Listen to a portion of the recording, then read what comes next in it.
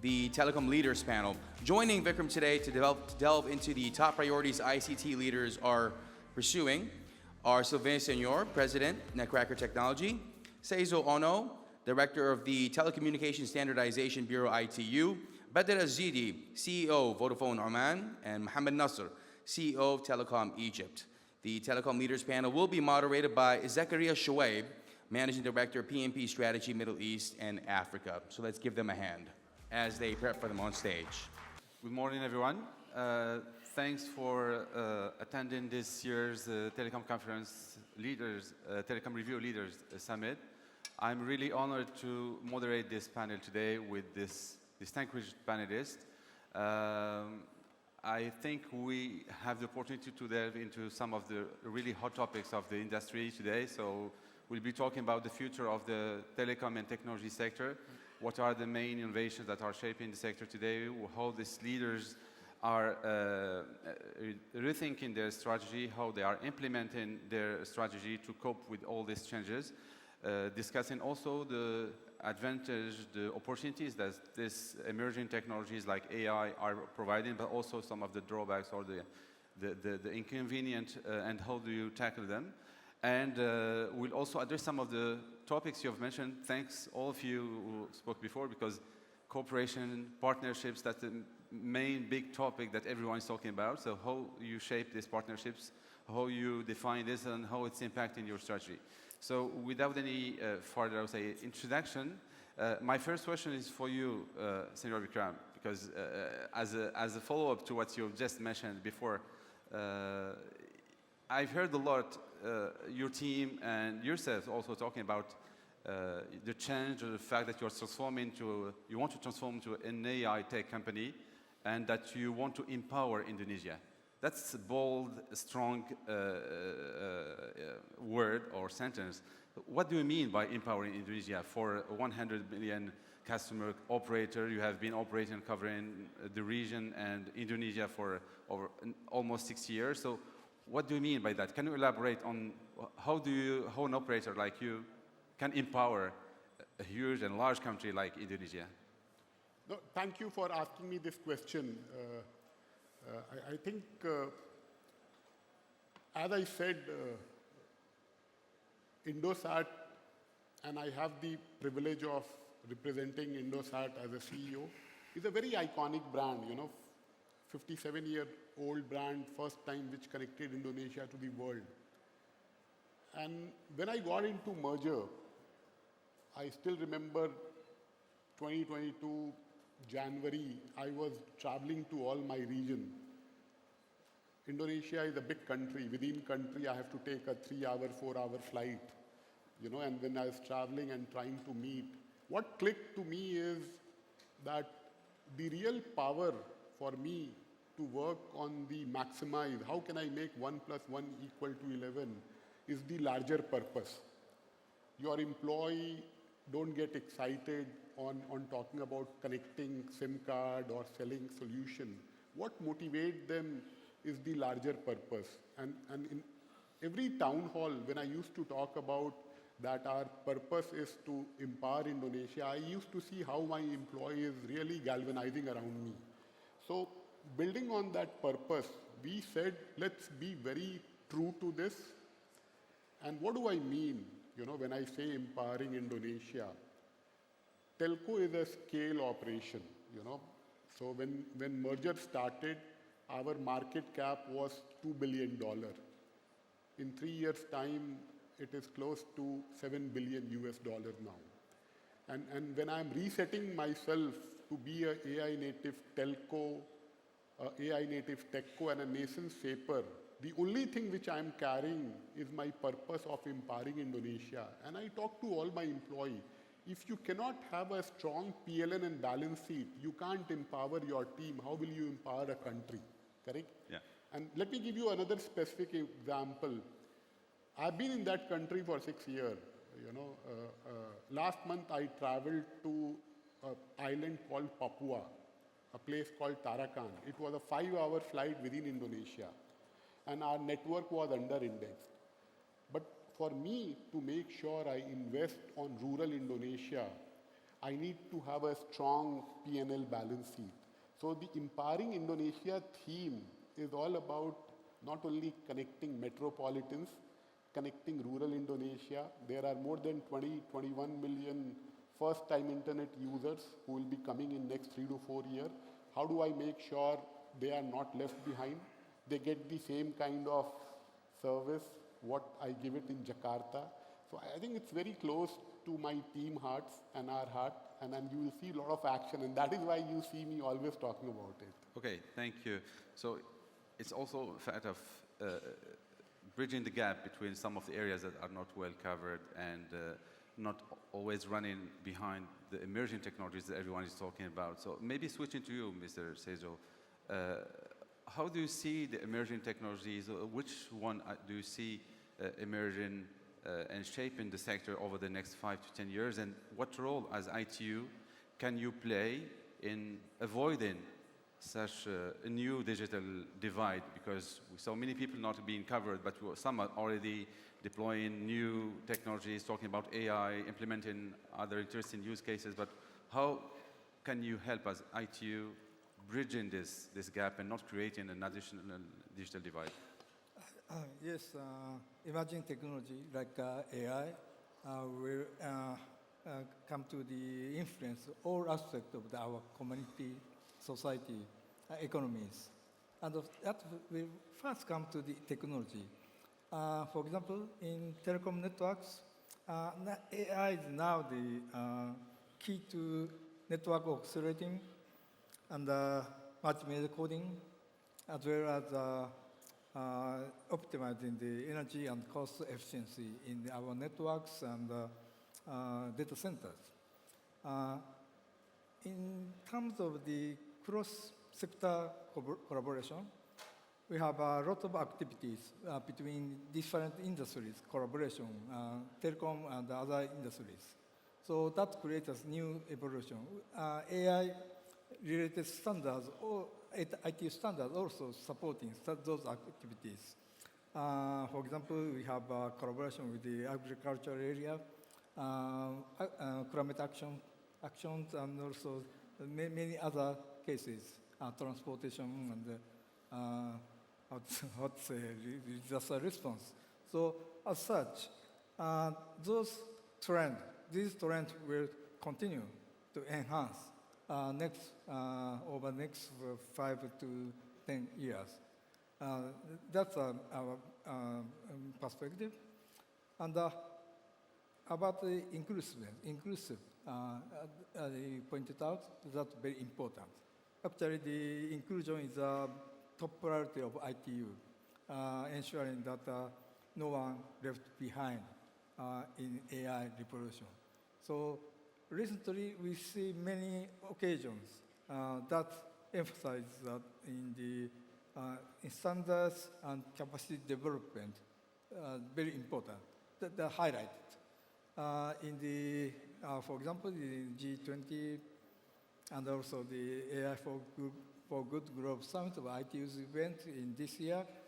Also, UN high-level advisory body on AI also pointed out that. So, to address those issues, ITU now expanding our capacity development to bridge the gap between the areas. So, capacity development is very key. So we have a new initiative for the AI for Good initiative, impact initiative. Also, that includes a new AI skills coalition supported by ITU and the UNDP.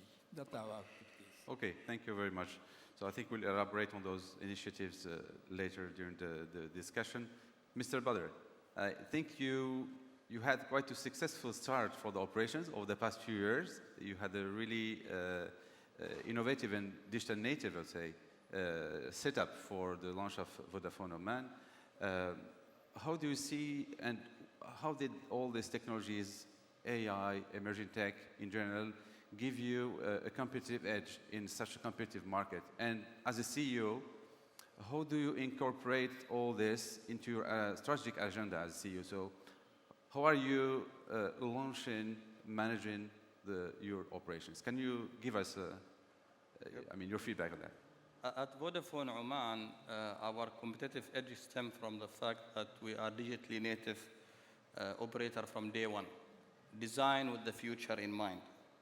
Now, we do not carry the complication of the legacy system like the traditional operators. But on the other side, being fully digital and native operator also brings its own challenges. However, I think also when it comes to the network, we built network with a containerized architectures on a private cloud that's enable us to be more efficient, agile, and also environmentally friendly. In the last 3 years, I think we've been very busy trying to build our 5G networks. And I think it's impressive to also share with you that this month will be the month that we will switch off the national roaming. So it's been a massive effort by everyone at Vodafone Oman. And in 3 years, we will be covering the whole of Oman with 5G networks. Now, having the digital native setup on the IT stack and having 5.5G ready networks enable us now to monetize all the potential use cases that comes and all the emerging technologies. At Vodafone Oman also, all of the emerging technology like AI is built in every layer of our strategic agenda as a phase priorities. Now with all of these setups, I think we are ready now to get into some of the unique use cases.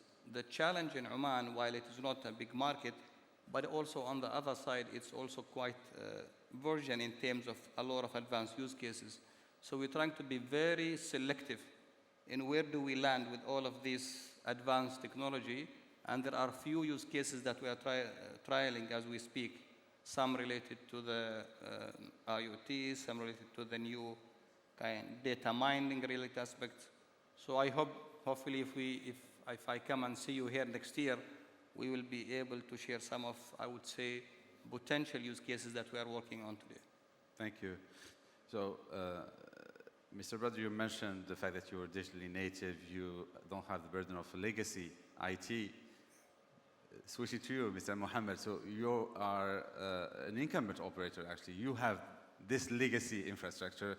How do you reset the DNA of such established large incumbent operator? How do you make it embrace all these new changes, all these new technologies, AI, or any other digital transformation projects that might be challenging for some others, but on which you succeeded? So how do you tackle this change and reset of the DNA of a large incumbent operator? Okay, I think incumbents are lucky in one thing, which is they went through different phases of transformation. So Telecom Egypt, with history of more than 170 years, being the authority of telecommunication and then being the incumbent company responsible for the telecommunication and in charge of infrastructure. If you reflect on the history and see how many phases of transformation being a legacy telco provider for pure copper network, and then with the fiber coming in place, you started to connect fibers to first to the cabinets, and then you started to fiber to the home. And the relationship also with the international connectivity on subsea, you see that subsea used to be coaxial cables, and then it started to be fiber. This transformation in technologies, which is enabling the connectivity and the telecommunication services, is making you need to change with each of these technologies, and you need to develop your network and your IT systems to match this transformation. What we see now is we are coming in a new era of demand, if I can say. And this demand will need a very strong, resilient infrastructure. We don't want to neglect the fact that I think all my colleagues today reflected on the same thing, that all the emerging technologies, what we are talking about is of 5G advanced, 6G, talking about AI, Gen AI, All of these are running on an infrastructure.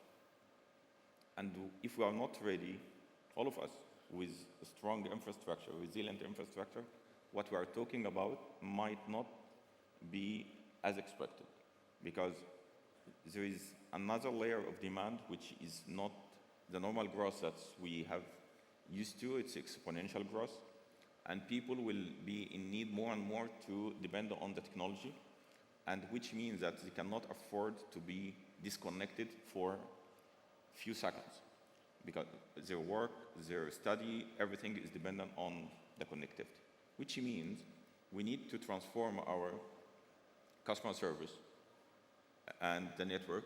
I think Sylvain mentioned about how to make sure that is when there is an issue in the neural network that you need to respond fast enough and have a proactive solution to this.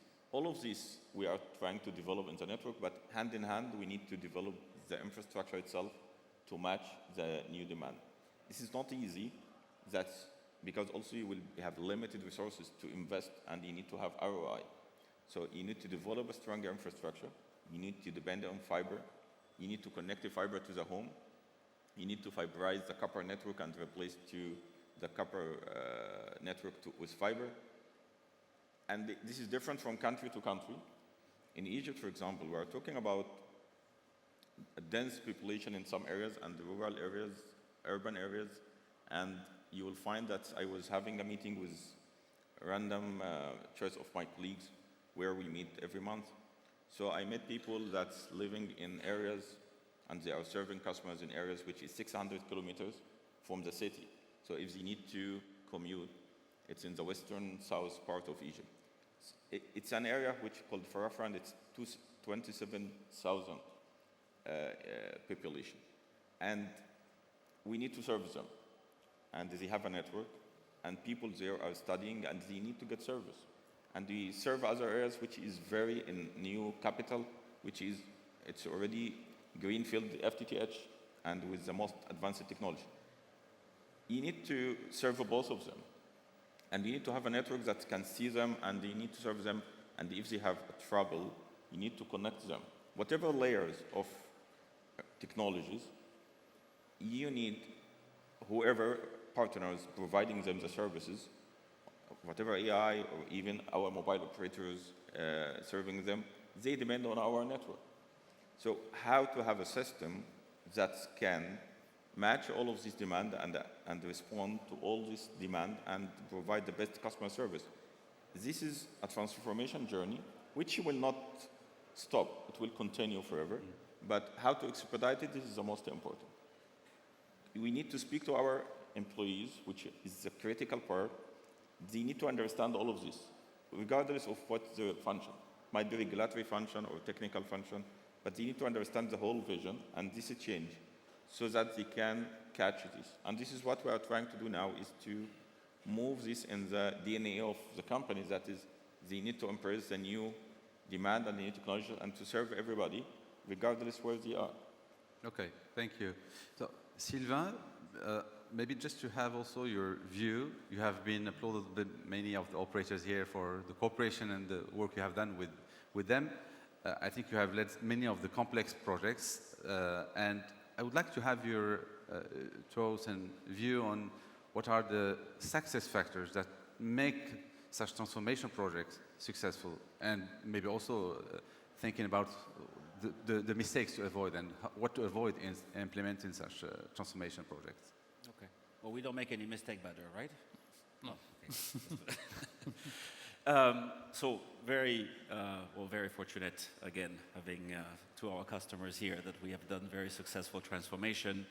You mentioned better in terms of the new digital native, where, I mean, the blueprint was quite exciting. So the blueprint, we're going back to the blueprint, which is where is it that we want to go? What's our goal? What's our objective? And how we define what is the future mode of operation. And one could say, well, when you're new entrants and there's nothing, it should be easy. Well, actually, it's hard because you tend to understand what's happening in the market. You want to differentiate, but then you're thinking in an old kind of a world, because the digital nature of the platform that was deployed which will give you an advantage. And so this, looking at, based on the experience that we have, sitting down, looking about what do we want those customer journeys. At the end of the day, this is what it is, right? The onboarding, the purchasing, the care. Of course, if there's a connectivity issue, how do you connect? Automating, because you want to bring as much automation as possible in order to be agile in your network, especially if you're new entrants. You may not have what you said, Mohammed, in terms of the incumbency, which is very strong. You establish, you have a brand. And so defining this future mode of operation, I think this is key, right? And as long as also that we know it will evolve, right? So we cannot be too rigid. I think we need to be pragmatic in the approach that we have, adjust to the reality, right? And this is digital. Fail fast. If it doesn't work, don't spend too much time on it. Just move on, adapt. So to me, this is key. In terms of project management, if I get to more specific, look, a lot of a plan of intent. I mean, I go back to PMP as, kind of a way of locking plan of intent, plan of record. There will be moving pieces. What is it it will do? What's the impact? Ratify it, execute against it. And look, at the end, you need people very, very dedicated to the end goal. I think it was said several times, those transformations are not easy. They are not easy. There's a lot of moving parts. There's a lot of systems. And you need to be resilient. And I think this word was used before. And tenacious in terms of getting to the end goal. And for the people that are, well, look, it's success. And then you get ahead of the competition, and this is a constant evolution in terms of renovation of the house. I think the way Fahad was mentioning it, until maybe one day there's a new house. So I think that's what I see as critical factors, and choosing the right partners. And I think the track record of Netcracker has been speaking for itself and about the success that we had in the region. For sure, but also in many other regions like Indonesia with Vikram, in terms of doing what we have done recently with you. So it's focus, execution, and tenacity. Okay, thank you. So listening to what you said, Mr. Mohammed, so there is still a lot of investment to do on infrastructure, and this reminds me in Egypt, and this reminds me also of the situation in Indonesia, which is actually there is a big part of rural areas that still need to be covered. So how do you manage, or how do you articulate your investment strategy when you want to move forward, invest in AI, tech, and empower Indonesia, as you mentioned, and at the same time you still have large part of the country which are still to be covered with many technologies that you are to deploy, so be it wireless or fiber. So how do you articulate your investment strategy? What's the trade-off you make? How do you do it? I think there is not a straight answer to this, but overall, let me tell you what is the fundamental challenge of telco. The fundamental challenge is that our return on capital employed has to be at least better than weighted average of cost of capital. And if you look at globally all the telco, there are 60-70% of the telco whose ROICs are below 10%. I think that has to change. And this is where, using AI, machine learning, you can really make sure that you are putting your investment in the right place at the right time. Very data-led, way of doing. And we have been doing it for last few years. But again, don't get into a trap that we know everything. The world around us is changing very fast. So just to give you one example, we spend around $400 million every year on capacity planning. Till 2023, our success rate used to be 75-76%, where you are upgrading your site, how it is shaping up. And last 8 months, we have been using AI, Gen AI, we have been training. We have our own cluster of GPUs. We have trained our data.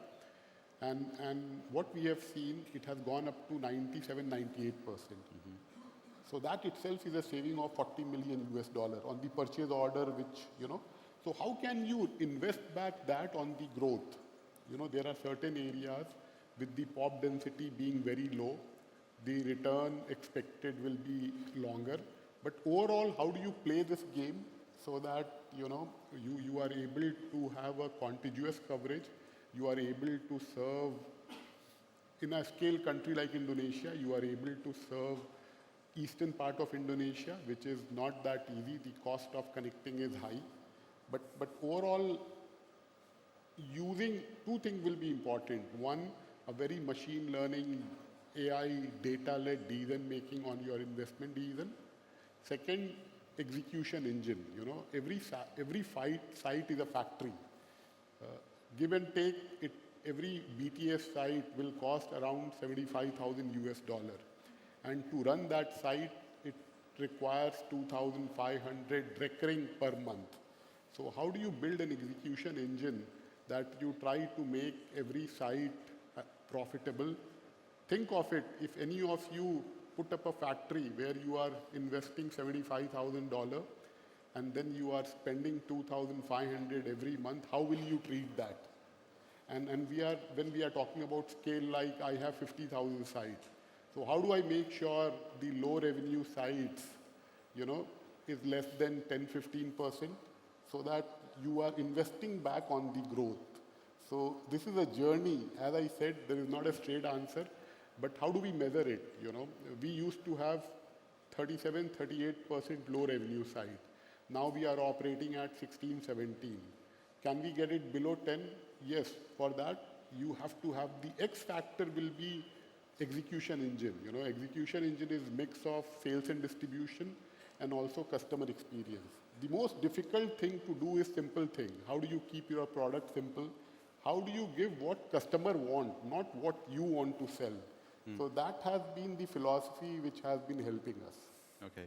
So maybe just another follow-up question for you, Mr. Mohammed, because listening to what was just mentioned, my question would be probably provocative, but should we maybe slow down on the investment on all this new infrastructure and new technologies and just make sure that we are correctly monetizing what we have already deployed and implemented? I don't want the vendors to get upset, but I can't say slow down. I think we need to focus actually what fits and what's needed. So, for example, we cannot invest in new technologies where some people, they don't have even connectivity, unless someone will take care of this, because those are the people that will use the technology. So if you are not connecting them and we invest in transforming a network which doesn't even connect people. But in certain situations that you're already connected, so it's different from a country to country. So we're talking about people which is a growing country, which is having highly populated, like Indonesia, like Egypt, like India. So we cannot say that keep some people are unconnected and then develop 6G in other cities, and people need to be connected, and the demand is coming from here. So you need to balance between adopting and embracing new technologies, not just to say that I have the technology. It means that it have a return and it have a value to offer. So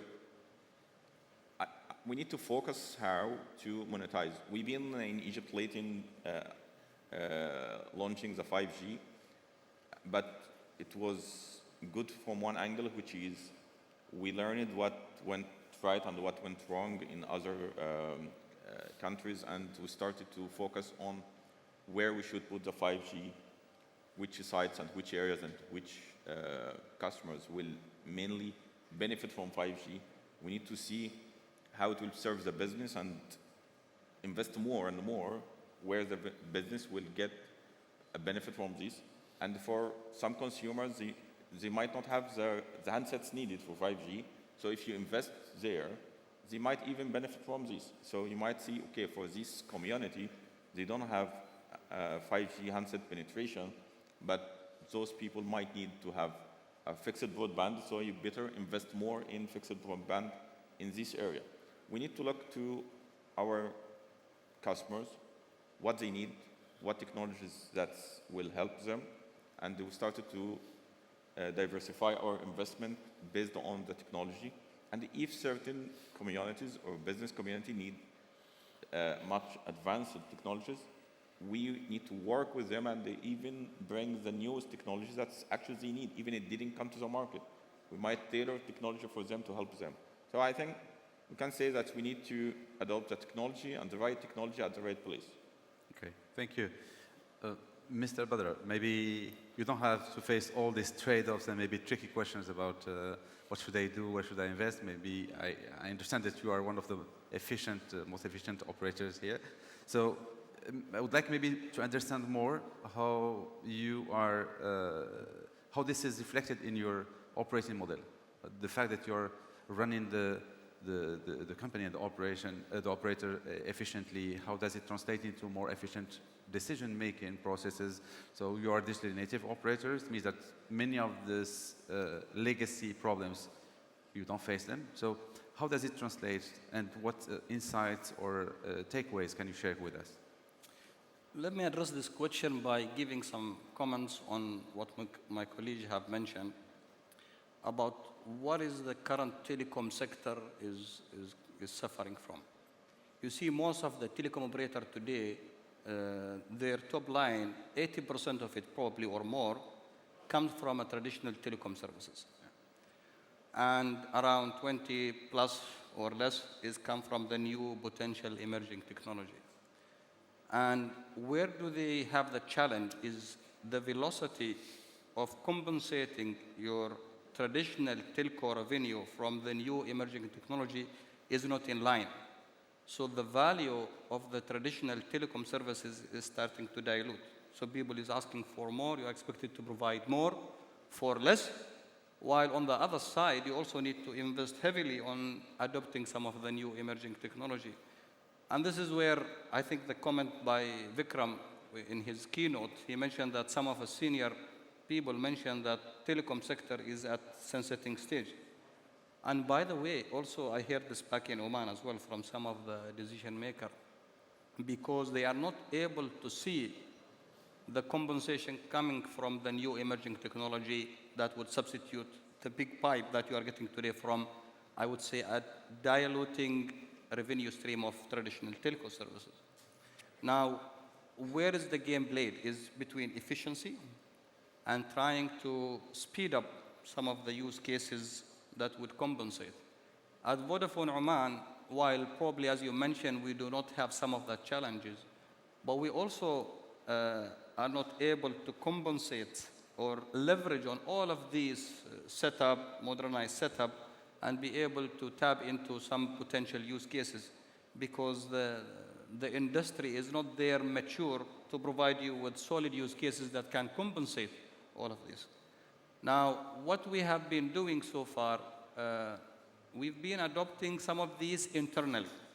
So few cases that I can share here is we already have a zero-touch SOC, for example. It's all built on machine learning. If you come to our security center after working hour, there is no human. It is purely based on machine learning and few of some AI use cases. But are we yet ready to foster this outside our industry? I think we are trying hard. We'll see how things goes into that. But you see, most of the cyber security use cases are for big and large enterprise, where they've already invested a lot into their cyber security. So knocking the door and being able to, I would say, export some of these use cases, I think will take time. But I think we see some hope, and there are some potential use cases. Again, when it comes to customer, on the customer side, we have few principles at Vodafone. So it's a real-time experience that we would like to provide to our customer. It's a more of a personalized offering. Again, it's all built on analyzing big data. So we're using the data lake, thanks to our partner Netcracker and VSS system. And there is a lot of good use cases that we have been adopting so far.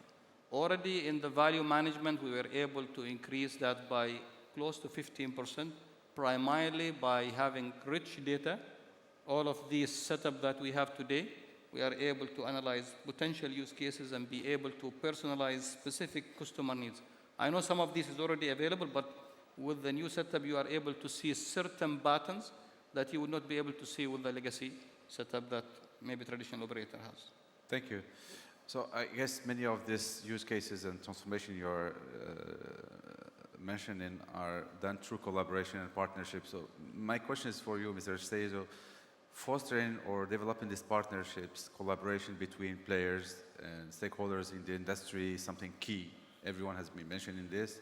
So what role, what can you do, what are you doing to accelerate or help structure this collaboration between players and develop much more collaboration in the telecom and tech sector?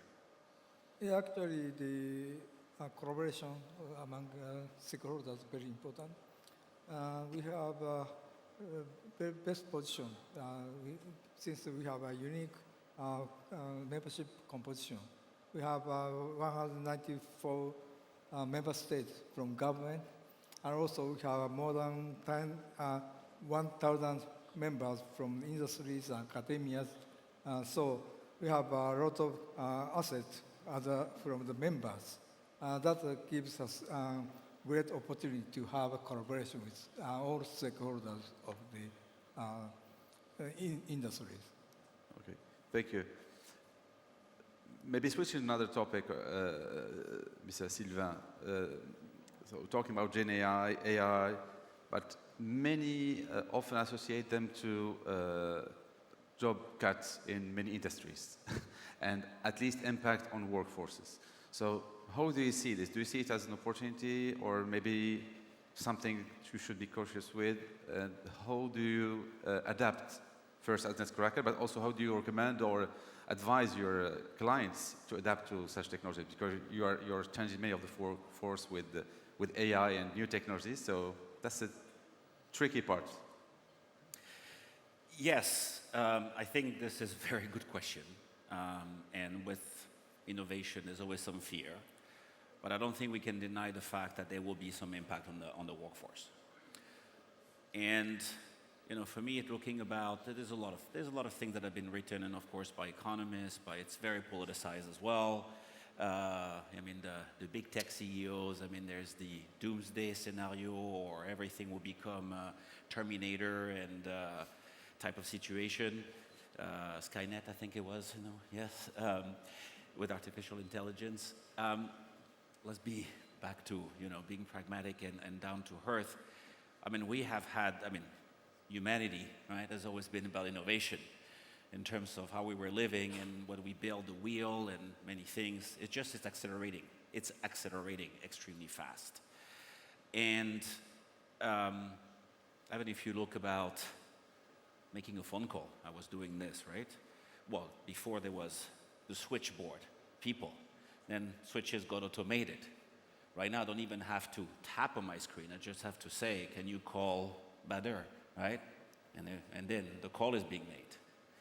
And so does it mean that there is going to be people, I mean, how do you get the workforce potentially retooled? But the truth is, I think for one job potentially be lost, there will be many, many more. And I don't even know what they could be, by the way, that will create. Kind of remember when I had to explain when I was a young engineer to my grandmother what I was doing, right? Well, first of all, for her, telecom was at the time France Telecom. That doesn't mean there's something else, right? And talking about systems, multiple type of networks, I mean, that was...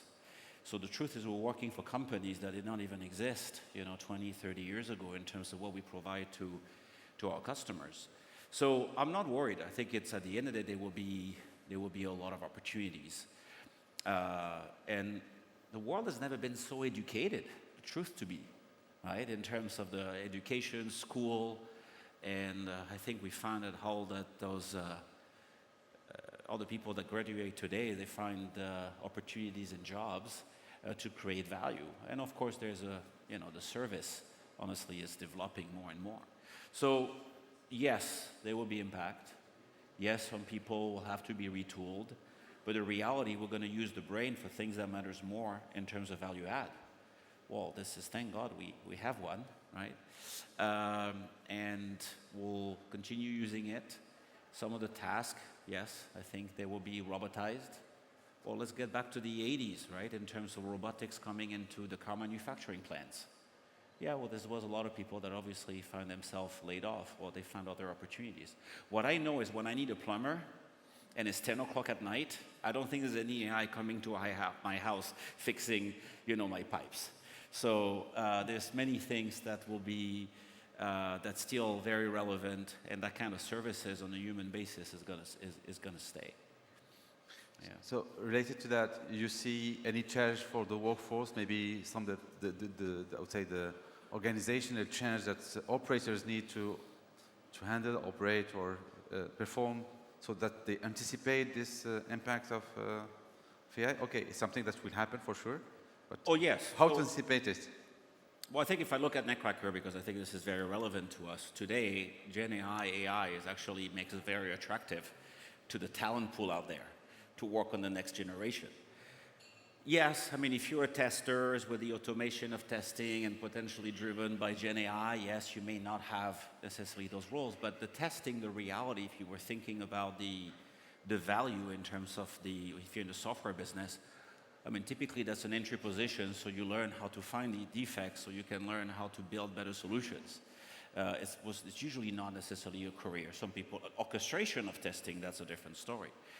But the reality when I look about Netcracker, so 31 years old, I mean, there's been a lot, people that were working on Netcracker, the language they had to know, the client server versus open architecture, even 5 years ago, cloud native, Kubernetes, those people had to, relearn, but the experience about solving problems stays. So, truth to be told, I think it creates actually more opportunity for us. We always have focused on the value more than the skills in terms of hiring, in terms of hard work, in terms of integrity, in terms of pride of the work well done, right?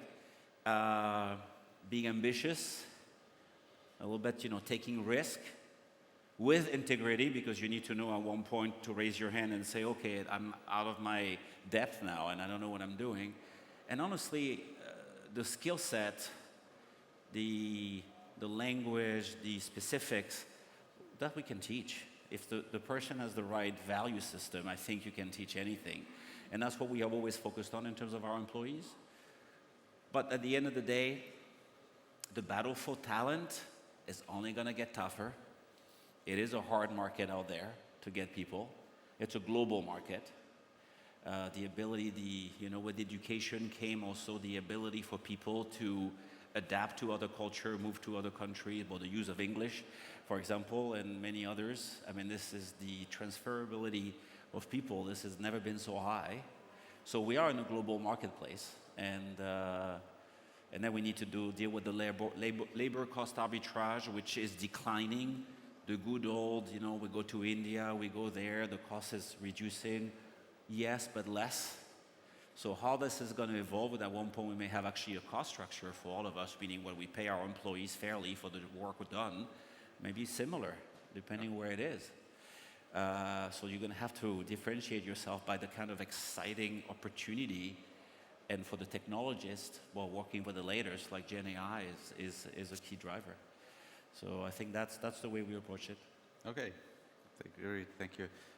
Mr. Mohammed, maybe just a question as a follow-up to this topic.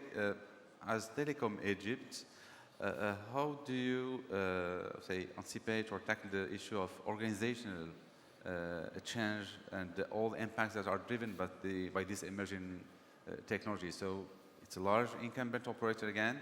There are a lot of changes, both organizational but also in terms of decision making, to enhance the agility of the operator. How do you tackle this problem or this issue within Telecom?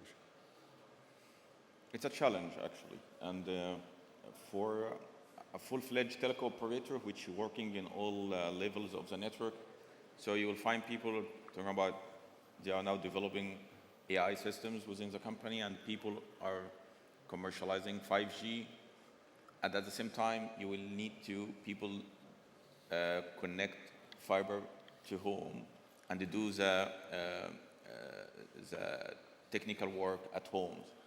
So you need to manage both of them. And you cannot say that you don't need both of them. Actually, we need technicians who are connecting fiber at home.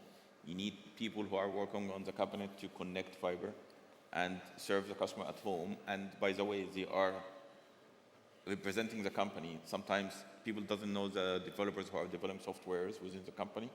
They see the technician who is going to home and fix their issues or install their service.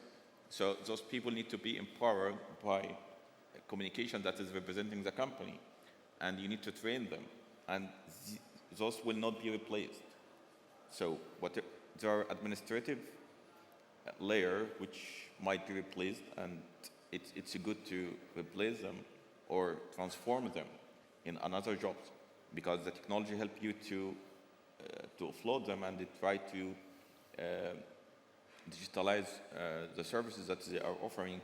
So administration layer will be reduced, but the most important, how can you utilize these resources? Because you cannot automate a function and you keep the employers and you give them salaries without getting any value. And this is the main challenge. It's not easy also to cut their jobs and say that I don't need you because I replaced you with technology. You need to transform them. And this is critical to start as early as possible, because one of the things that we noticed, we incentivize people to transform from a job to another job, or from administrative job to a technical job. When they become older, it's not easy for them to adopt the technology or learn. So it becomes difficult for them to learn. So as much as possible and as fast as possible, try to educate or transform and incentivize them to do. This is very important. Not threaten them by cutting the job, but incentivize them to move to another job. We are trying to do this all the time. We don't have 100% success rate, but we keep trying. Another important thing, we still need more resources in the technical functions. And this is important because the quality of this function, which is the infrastructure layer, will help you to reduce a lot of other issues, including trouble detecting and customer satisfaction. So whatever we do on the transformation with a certain layer, customer care and digital services, you need also to transform the technical and enhance the capabilities. The problem that is all the young generation, they look into this high tech and they see this is the future. So you will find that there is a gap at a certain point in this to get a qualified layer of engineers who are doing the work in land. And that's why we need also as operators to try to educate the society about the importance of those jobs. In Telecom Egypt, we're sponsoring what we call We Schools, is a technical schools, which is a secondary school only for high-level technicians. So they start to study network, software, and fiber networks in the secondary school so that they become a qualified technicians. And we found that is the difference between a legacy technician and those new technicians. They are working hand in hand with engineers, actually. We need to develop more on this because the network cannot work just on the application layer. We need to look into the physical layer. Thank you. Mr. Vikram, you mentioned your ambition and your vision to be or transform into an AI tech company, but at the same time, you mentioned that you are still deploying $400 million USD capacity plan every year, so it's still a lot of investment to do in infrastructure. So these are different type or require different type of resources and maybe even different organizations. So how do you handle this challenge of running the legacy business of telecom connectivity and providing connectivity to Indonesians, but at the same time laying the foundations and preparing for an AI tech company where you will be competing with big tech companies? So how do you do that? Can you elaborate, please? Yeah, first let me take a step back. I've been hearing the concern and fear around AI replacing people. allow me to share with everyone here, I've been very privileged to work with the best mind in the world on AI. And what did I learn? AI is 10% about tool, 20% about platform, it is 70% around people. So, it's not just a technology, it's a force multiplier. And the beauty of this technology is it is very easy to use. If you don't know how to use, you can ask AI. It is as simple as that. You don't have to be a coder, you don't have to be a scientist. So, let me give you 2 examples. Children who are growing up, they will all have a personal tutor. The tutor will keep learning with him as he grows. A lot of people will have a personal nurse, and these will be at a very affordable price. So I think I have to say that every company, every country who will not adapt AI fast will fall behind.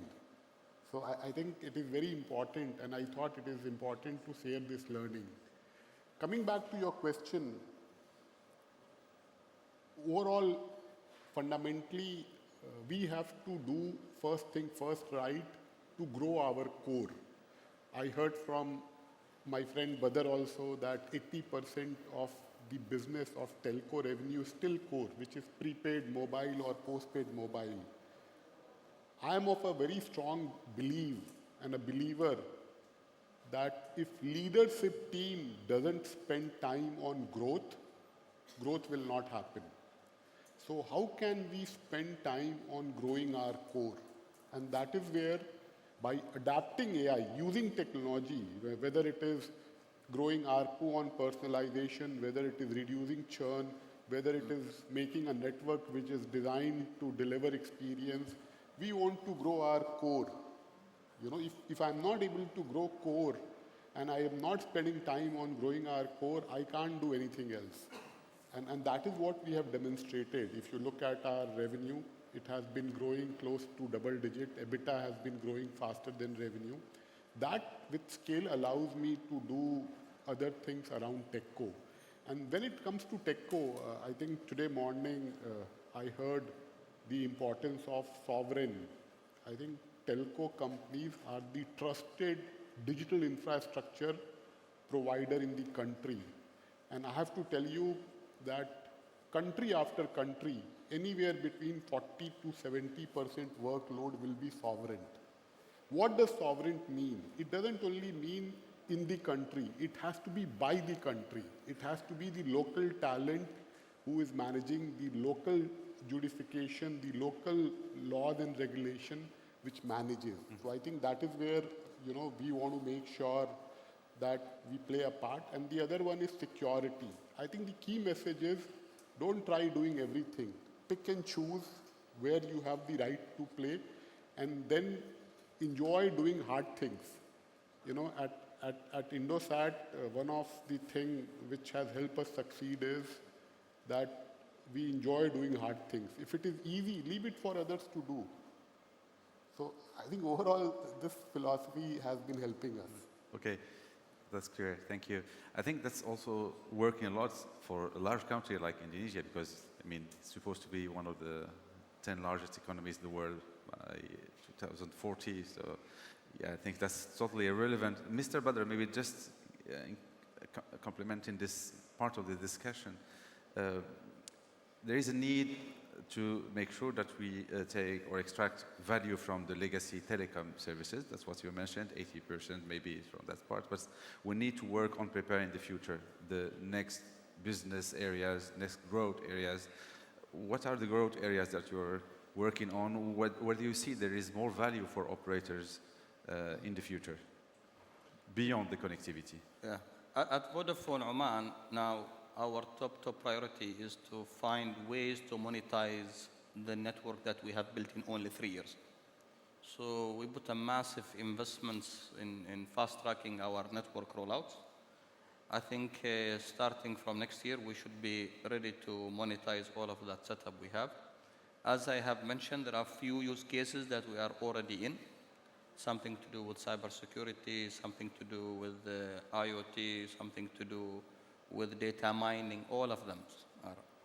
But again, coming back to the point also Vikram mentioned, is that while we are a third entrance, we did not want to go and dilute the value of the market, which is quite difficult actually to achieve, because the only differentiator for you to come to start with is price.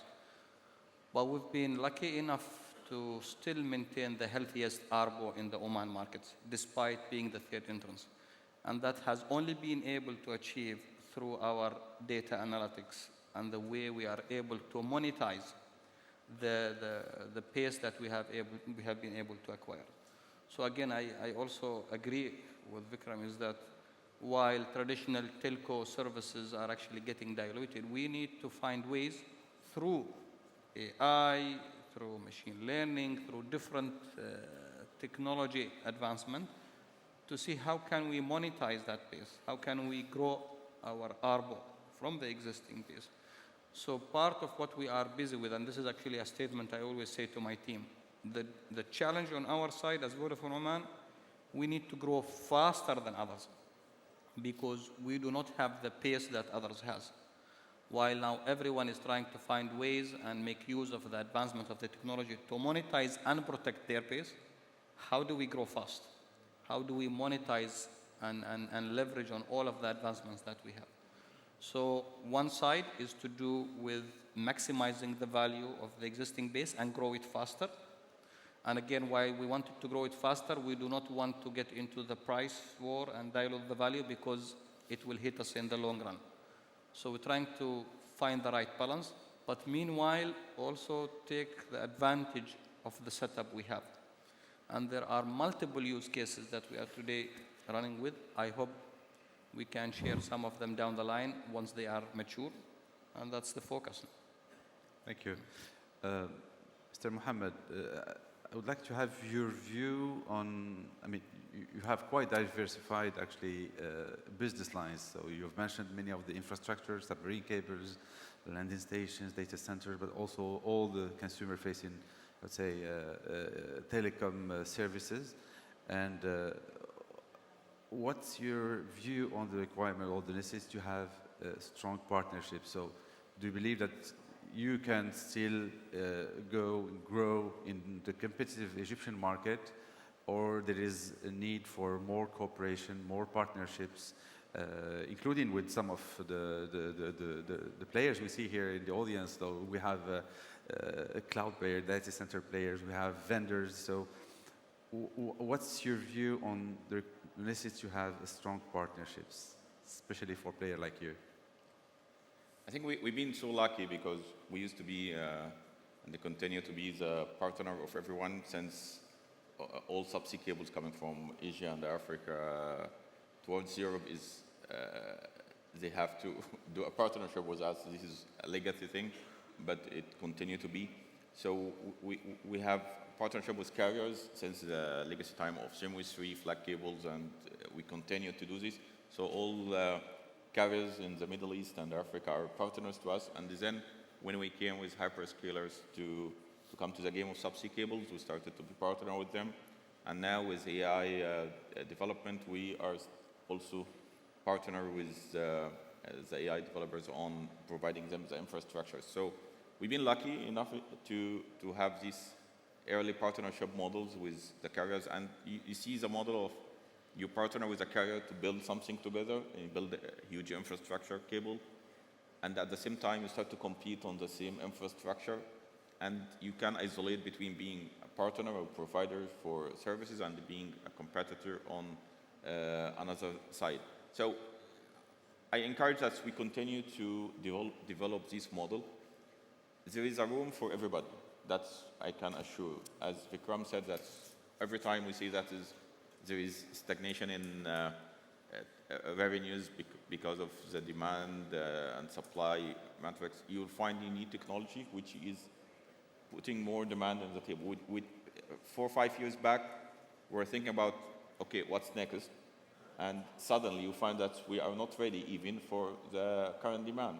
So data centers are booming, requirements of power is everywhere, and requirements for fiber connectivity everywhere.